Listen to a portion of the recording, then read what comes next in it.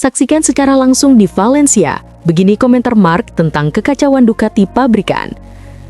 Ada satu kalimat bijak yang kerap muncul ketika dunia balap memasuki fase yang paling menentukan. Kecepatan dapat dikejar, tetapi arah yang benar hanya bisa ditemukan oleh mereka yang memahami gambaran besar. Dan di Valencia, kalimat itu kembali menemukan relevansinya ketika Marc Marquez hadir bukan sebagai pesaing di lintasan, melainkan sebagai saksi yang melihat sendiri bagaimana dinamika di dalam kubu Ducati mulai bergerak dengan cara yang tak sepenuhnya ia duga. Marc tiba di Valencia dengan kondisi yang lebih membaik. Meskipun secara medis, ia tetap membutuhkan beberapa minggu lagi sebelum benar-benar diizinkan kembali menunggangi motor. Walau tubuhnya belum sepenuhnya pulih dari cedera yang ia alami, Marc tetap datang dengan senyum khasnya, senyum tenang yang selalu ia bawa, bahkan ketika bahunya retak, lengannya patah, atau ketika ia berada dalam tekanan yang lebih besar daripada apapun yang bisa dibayangkan publik. Dan kedatangannya bukan sekedar kunjungan sopan ke paddock Ducati, ia juga hadir untuk menerima mobil BMW dari penghargaan BMW Award yang ia kantongi sejak GP Portimao lalu. Namun, yang paling menarik justru terjadi di lintasan. Marc berdiri menyaksikan langsung bagaimana sang adik Alex Marquez tampil dengan kecepatan yang mengerikan di seri penutup Valencia. Alex dengan motor GP24 milik tim Gresini Racing menunjukkan performa yang spektakuler. Sementara itu, Pecco yang seharusnya menjadi tumpuan pengembangan dan ujung tombak Ducati justru mengalami penurunan performa drastis. Keadaan yang kontras inilah yang membuat kehadiran Marc terasa semakin penting. Yang membuat suasana semakin menarik adalah ketidakbersediaan Marc untuk mengomentari performa Pecco maupun Ducati yang ditunggangi Pecco. Ia menahan diri, memilih mengalihkan fokus komentarnya pada hal yang lebih substansial. Arah pengembangan motor, tanggung jawab para rider Ducati dalam tes, dan posisinya sebagai orang yang tidak bisa ikut menguji motor akibat cedera.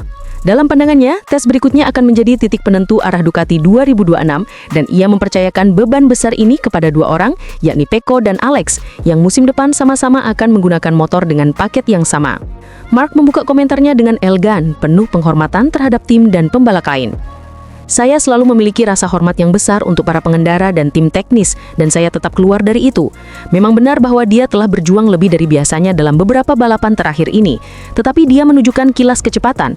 Ini memberikan harapan, terutama untuk sisi garasi, untuk Ducati, dan kami membutuhkannya, karena pada hari Selasa kami memiliki tes yang sangat penting, di mana dia dan Alex akan bertanggung jawab untuk membimbing pengembangan untuk 2026, ujar Marc Marquez. Di sini bukan hanya rasa hormat yang ia sampaikan, tetapi juga pengakuan tersirat tentang betapa kritisnya peran Pecco dan Alex dalam masa transisi besar Ducati. Marc tahu bahwa tugas mengembangkan motor bukan perkara ringan, dan hanya pembalap yang benar-benar kuat mentalnya lah yang mampu melakukannya dengan konsisten. Ketiadaannya di lintasan membuat Ducati harus mengandalkan dua pembalap dengan gaya balap yang berbeda, pendekatan yang berbeda, dan karakter yang tidak selalu identik.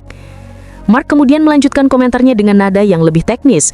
Ia membicarakan hubungan Ducati dengan para pembalap, termasuk cara mereka memanfaatkan semua tim satelit untuk mengumpulkan data demi menyempurnakan paket 2026. Anda tidak perlu meminta banyak dari Ducati, karena mereka sudah membuat permintaan dan mereka tahu betul bahwa mereka memiliki dua pengendara hebat, sehingga mereka harus menggunakan semua orang termasuk tim VR46 untuk mengumpulkan informasi sebanyak mungkin. Banyak hal akan diputuskan di sini pada bulan November. Memang benar mesin kritis dan tidak akan berubah, sehingga ruang sedikit lagi untuk menguji aerodinamika di Malaysia Test. Pernyataan itu menggambarkan situasi sebenarnya di dalam Ducati. Mesin 2026 sudah terkunci, tidak boleh lagi berubah, sehingga satu-satunya ruang eksplorasi tersisa adalah aerodinamika dan detail-detail kecil yang justru paling menantang untuk dioptimalkan. Tes Malaysia di awal tahun akan menjadi ujian besar, dan Marc berharap kondisinya akan cukup pulih untuk terlibat langsung. Tapi jika tidak, semua akan berada di tangan Pecco dan Alex. Ketika ditanya soal insiden cederanya yang terjadi hampir bersamaan dengan momen perayaan gelar dunia, Marc menjelaskan semuanya dengan jujur dan tidak dramatis. Kalimatnya sederhana tetapi menunjukkan kedewasaan dan ketenangan seorang juara dunia. Memang benar cedera itu datang pada saat Anda harus merayakan championship, tetapi pada akhirnya, di sisi lain, ia tiba pada momen terbaik karena semuanya sudah tertutup. Jadi banyak naik dan turun, tetapi cedera ini tidak akan mempengaruhi cara saya merayakan championship ini, ujar Marc Marquez. Sikapnya menunjukkan bahwa seorang juara besar melihat lebih jauh daripada sekedar rasa sakit fisik. Fokusnya adalah gambaran besar, bukan momen-momen kecil yang mengganggu perjalanan. Namun, yang paling menarik justru muncul ketika Mark ditanya soal performa Ducati yang tampak menurun sejak ia absen. Fakta bahwa Pecco gagal menembus kualifikasi 2 di GP Valencia membuat publik bertanya-tanya, apakah ketidakhadiran Mark berdampak pada dinamika dalam tim?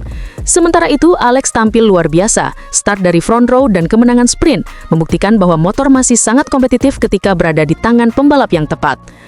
Mark menjawab dengan hati-hati tetapi tetap menyampaikan poin penting yang menunjukkan sisi analitisnya.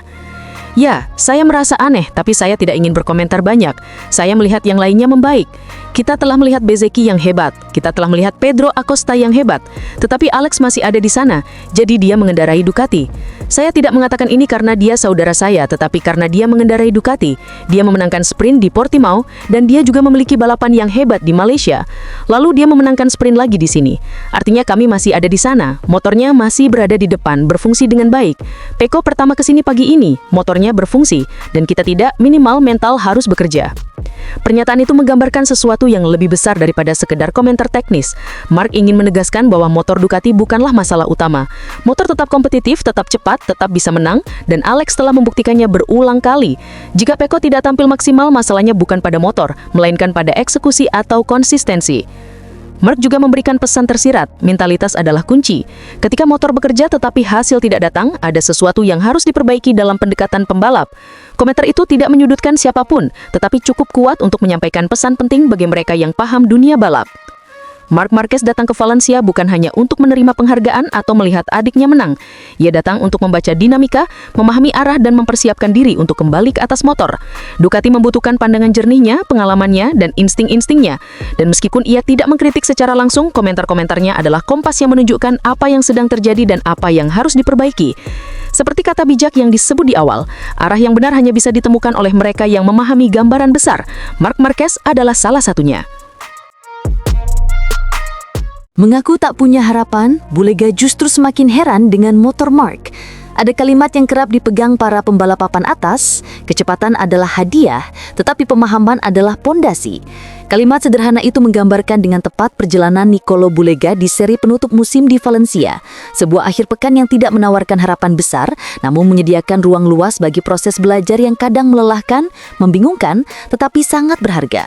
Saat pedok Ricardo Tormo mulai ramai, Bulega berdiri di antara rasa ingin tahu dan ketidakpastian.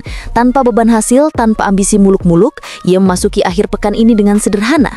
Ia ingin memahami motor Mark, motor sang juara, motor yang selama ini hanya ia lihat dari jauh, kini berada di tangannya, tetapi belum ia kuasai. Perjalanan adaptasinya baru saja dimulai di Portugal akhir pekan lalu, dan semuanya masih terasa asing. Hari pertama dimulai dengan hasil yang jauh dari nyaman, posisi kedua dari belakang di sesi pagi dan terakhir di sesi praktis, tetapi alih-alih tertekan, Bulega lebih banyak merenung. Ia sadar bahwa ini bukan soal catatan waktu, melainkan soal bagaimana ia membaca karakter motor, ban, ritme lintasan hingga tuntutan perangkat elektronik MotoGP yang jauh lebih kompleks dan terstandarisasi dibanding apa yang ia gunakan di SBK. Saya sudah 4 tahun tidak membalap di sini dan terakhir kali dengan Moto2, jadi saya harus mengkalibrasi ulang semua referensi saya. Di Portimao berbeda karena kami membalap SBK di sana dan motor kami tidak seperti motor Moto2. Jadi dari segi performa, saya tidak terlalu jauh berbeda. Di sini saya memiliki lebih banyak pengalaman mengendarai motor MotoGP, tetapi lintasannya berbeda. Sejujurnya saya tidak merasa nyaman dan saya kesulitan di beberapa tempat, tapi saya masih punya ruang untuk berkembang, dari motor maupun lintasan. Tidak ada bagian yang sangat lemah, tetapi saya harus membuat kemajuan di mana-mana, ujarnya tanpa menutupi apapun.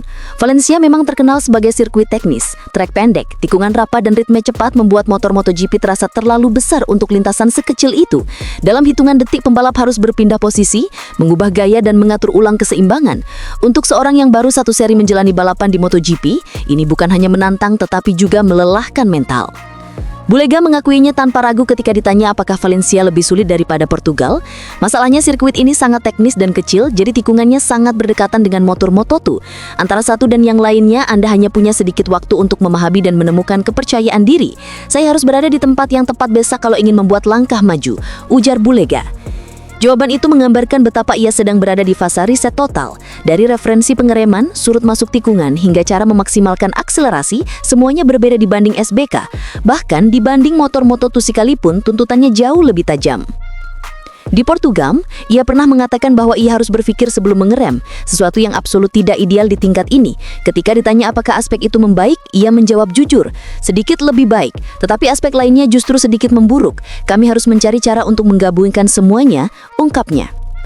Itulah proses adaptasi MotoGP. Memperbaiki satu sisi bukan berarti semuanya ikut membaik. Seringkali ada efek domino yang sulit diprediksi. Ketika masuk pada pembahasan mengenai apa yang realistis diharapkan untuk hari esok, Bulega menunjukkan kedewasaannya sebagai runner-up SBK. Saya tidak tahu karena saya tidak punya ekspektasi hasil. Mungkin harapan akan muncul dengan sendirinya. Saat ini penting bagi saya untuk memahami motor, ban, elektronik dan semua hal yang berbeda dari SBK. Saya berharap bisa lebih mudah memahaminya dalam waktu dekat karena ini motor yang membawa saya. Tujuan saya sekarang adalah meningkatkan otomatisasi yang belum saya miliki. Kejujuran itu bukan tanda kelemahan, melainkan kematangan.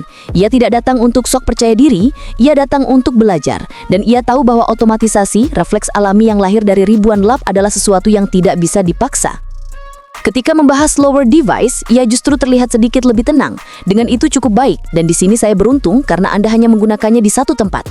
Di MotoGP perangkat elektroniknya standar untuk semua orang, sementara di SBK tiap pabrikan punya perangkatnya sendiri. Dari sini terlihat betapa banyak hal baru yang harus ia pahami, mulai dari perangkat yang lebih terkunci, bandingan karakteristik berbeda hingga power delivery yang tidak selalu mudah dikendalikan.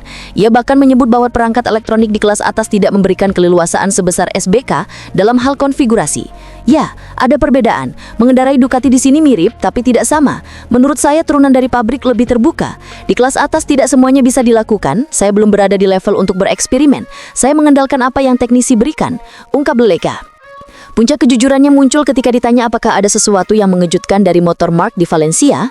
Ya, saya semakin heran dengan bagaimana motor ini bereaksi. Tetapi motor yang mengantarkan juara dunia seharusnya memang serumit itu. Apalagi itu pembalap seperti Marc Marquez. Saya kesulitan dalam beberapa hal karena saya belum punya jarak tempuh cukup. Ini baru hari keempat saya di MotoGP. Bahkan sprint saya tidak jalani dengan penuh karena saya terjatuh di lap kedua. Saya rindu berada di atas motor dan memahami batasan ban. Dengan ban baru pun saya memakainya seperti ban bekas karena saya belum memahami marginnya. Ini bukan sekedar pengakuan, ini adalah gambaran nyata seorang pembalap yang mencoba menyatu dengan mesin yang telah terbukti menjadi salah satu motor paling menuntut sekaligus paling kompetitif di grid.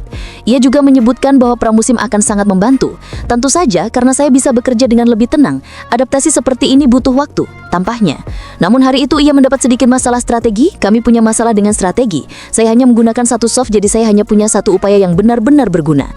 Bukan alasan, hanya penjelasan dan ia menyampaikannya dengan cara yang sangat profesional. Pada akhirnya keseluruhan hari itu bukan tentang hasil buruk, bukan tentang berada di posisi terakhir, bukan tentang kesulitan. Ini tentang seorang pembalap pengganti yang sedang mempelajari mesin sang juara. Tentang proses yang seringkali dipenuhi kebingungan, namun juga membuka peluang untuk kemajuan pesat di masa depan. Bulega datang ke Valencia tanpa harapan, tetapi justru di balik ketidakhadiran harapan itu, ia menemukan sesuatu yang paling penting. Pemahaman bahwa motor Marc bukan hanya motor cepat, tetapi motor yang meminta respek, kerja keras dan waktu. Dan perjalanan ini baru saja dimulai. Tak mau kritik Bezzecchi atas insiden di Mandalika. Begini alasan mengejutkan dari seorang Marc Marquez. Kadang yang membuat seseorang benar-benar kuat bukanlah kemampuannya untuk melawan, melainkan kemampuannya untuk memahami. Kalimat itu seolah menggambarkan sikap Marc Marquez ketika menanggapi insiden dengan Marco Bezzecchi di sirkuit Mandalika. Di saat dunia menunggu komentar tajam darinya, Marquez justru memilih diam dalam kedewasaan. Sebuah keheningan yang berbicara lebih keras daripada 1000 kritik. Dalam pernyataan terbarunya usai jalani pemulihan dengan intensif, Marquez menegaskan bahwa ia tak melihat perlunya menyalahkan Bezzecchi atas insiden yang sempat menjadi sorotan besar di dunia MotoGP. Dengan nada tenang dan kalimat yang syarat makna, sang juara dunia 9 kali itu menuturkan, "Alasan saya tidak mengkritik Bezzecchi atas insiden di Indonesia adalah karena saya berusia 32 tahun. Saya memiliki banyak pengalaman dan telah melihat hal-hal ini terjadi dalam balapan. Tidak ada yang sengaja menciptakan situasi berbahaya," ujar Marc. Ucapan itu menandai sebuah evolusi. Dari sosok Marc Marquez muda yang dulu dikenal garang, spontan dan berani mengambil resiko di lintasan, kini berubah menjadi figur yang lebih matang, seorang pembalap yang tak lagi bereaksi dengan emosi, tetapi dengan kebijaksanaan yang lahir dari pengalaman panjang. Ketika Marquez menyinggung masa lalunya, ia mengakui bahwa dulu dirinya mungkin akan bereaksi berbeda. Pada usia 20 tahun, saya akan melihatnya secara berbeda. Tetapi pada usia 32 tahun, saya adalah pengendara paling berpengalaman di MotoGP. Tidak ada gunanya mengkritik pengendara ketika dia melakukan kesalahan. Karena keesokan harinya, orang lain bisa melakukan kesalahan yang sama dan membayar harganya. Ucapan itu mengandung filosofi yang dalam. Dalam dunia balap yang penuh tekanan, di mana ego dan ambisi bisa dengan mudah memicu ketegangan, Marquez menunjukkan sisi manusiawi yang jarang terlihat. Ia tahu bahwa setiap pembalap, tak peduli seberapa hebatnya, tetaplah manusia yang bisa berbuat salah. Dan dalam kesalahan itu, terkadang ada pelajaran yang jauh lebih berharga daripada kemenangan itu sendiri. Perjalanan karir Marc Marquez di MotoGP adalah kisah tentang keberanian yang ditempa oleh penderitaan. Dari cedera parah yang hampir mengakhiri karirnya, hingga perjuangan merebut kembali performa terbaiknya, ia telah melewati banyak momen yang menguji ketahanan mentalnya. Insiden di Mandalika hanyalah satu fragmen kecil dari kisah panjang tentang transformasi seorang juara yang kini tak lagi membuktikan diri lewat kecepatan semata, melainkan lewat kedewasaan dalam bersikap. Dalam lanjutan komentarnya, Marquez menambahkan kalimat yang terasa seperti nasihat bagi seluruh padok MotoGP. Kamu dewasa dan dewasa di depan kamera, tetapi mereka yang berusia di atas 30 tahun harus berpikir sebelum berbicara, karena mereka memiliki pengalaman yang cukup, katanya dengan nada lembut namun tegas. Kalimat itu bukan sekedar pembelaan diri, melainkan pesan universal, bahwa tanggung jawab seorang senior bukan hanya memimpin di lintasan, tapi juga menjadi contoh di luar lintasan. Marquez tidak sedang menasihati dengan kesombongan, melainkan berbicara sebagai seseorang yang telah melalui luka, kegagalan dan kebangkitan berkali-kali. Bagi banyak orang, insiden di Mandalika mungkin hanya peristiwa singkat di tengah musim panjang. Namun bagi Marquez, itu adalah cermin dari bagaimana olahraga ini sesungguhnya bekerja. Cepat, keras, dan kadang tak terduga. Ia tahu betul, satu momen salah bisa berakhir dengan konsekuensi besar. Dan itulah sebabnya, empati lebih penting daripada ego. Dulu Marquez dikenal sebagai The Baby Alien, julukan yang melekat karena gaya balapnya yang luar biasa agresif dan keberaniannya yang di luar nalar. Kini julukan itu terasa bertransformasi. Ia bukan lagi alien yang tak tersentuh, melainkan manusia sejati yang memahami bahwa kehebatan bukan hanya soal menyalip lawan di tikungan, tetapi juga tentang bagaimana menahan diri untuk tidak menyerang di luar lintasan. Pengalaman panjang di MotoGP telah menjadikan Marquez seorang pembalap yang lebih reflektif. Ia tak lagi terpaku pada siapa yang salah, tetapi lebih tertarik pada bagaimana seseorang belajar dari kesalahan. Dalam setiap ucapannya, kini terselip rasa tanggung jawab moral terhadap generasi muda pembalap yang tumbuh dibayang-bayang namanya. Sikapnya terhadap Bezzecchi mencerminkan nilai itu. Ia tidak ingin menjadi sumber tekanan tambahan bagi pembalap muda yang sedang berjuang mencari keseimbangan antara kecepatan dan kontrol. Marquez memahami, Bezzecchi pun pernah ada di posisi yang sama seperti dirinya dahulu. Penuh gairah, terkadang gegabah, tapi selalu dengan semangat untuk membuktikan diri. Keputusan Marquez untuk tidak menyalahkan lawan justru memperkuat reputasinya sebagai sosok panutan. Ia tahu bahwa dalam dunia yang cepat menghakimi, kadang diam adalah bentuk penghormatan tertinggi terhadap olahraga itu sendiri. Saya telah melihat banyak hal di dunia balap ini, dan saya tahu tidak ada pembalap yang ingin menciptakan situasi berbahaya. Kita semua di sini untuk menang, tapi juga untuk bertahan hidup. Itulah sebabnya saya memilih memahami bukan menghukum, ujar sang juara dunia 9 kali itu. Kata-kata itu menggambarkan betapa dalamnya evolusi mental Marc Marquez. Dari seorang pemuda yang mengandalkan naluri dan adrenalin, menjadi seorang veteran yang mengandalkan kebijaksanaan dan empati. Ia bukan hanya pembalap cepat, ia adalah cermin dari perjalanan manusia yang tumbuh melalui sakit, belajar melalui kekalahan dan menemukan makna baru dalam kemenangan. Kini Marquez menatap musim 2026 dengan cara yang berbeda. Ia tidak lagi hanya fokus pada podium, tapi juga pada keseimbangan antara jiwa dan ambisi. Bagi banyak orang, hal itu mungkin terdengar seperti perubahan yang lembut, tapi bagi Marquez, itu justru bentuk paling ekstrim dari kekuatan, karena mengendalikan diri di dunia yang penuh ego adalah kemenangan tersendiri. Sikapnya terhadap Bezzecchi mungkin tampak sederhana, namun sesungguhnya menyimpan makna besar.